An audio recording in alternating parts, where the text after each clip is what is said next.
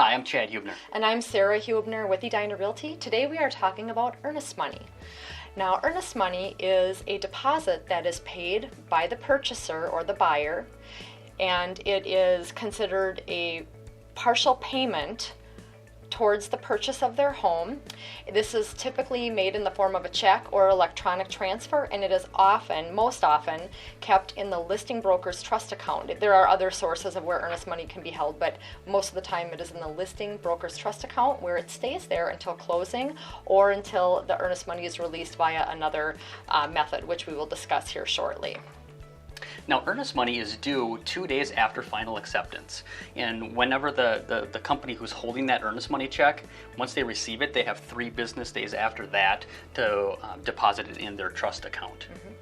Now, one of the most common questions that we receive from sellers is, can I keep the earnest money deposit if the buyer backs out within the inspection contingency period?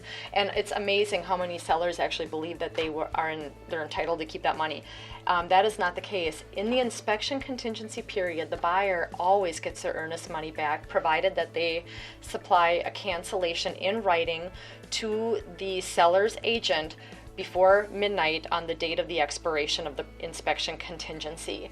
So whether or not the seller agrees to it or not is irrelevant. If the buyer sends over a written cancellation within that inspection contingency period, whether or not the reason for that is valid or true, or whether the buyer has or has not even completed a home inspection, they get their earnest money back.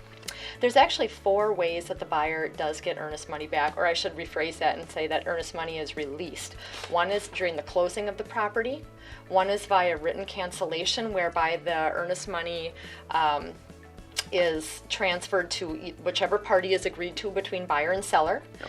The other is if one of the parties files a statutory cancellation, and that's briefly, it's a situation where one party refuses to sign a cancellation, then it can be required through Minnesota statute that earnest money is refunded or released. And then the last way would be through court order, which is incredibly rare.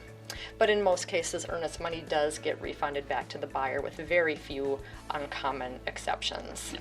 But it is an important question to ask by buyer and seller, to talk to your agent, talk to us about earnest money, because I mean, almost every single purchase agreement that we write or receive, we're answering the questions on earnest money.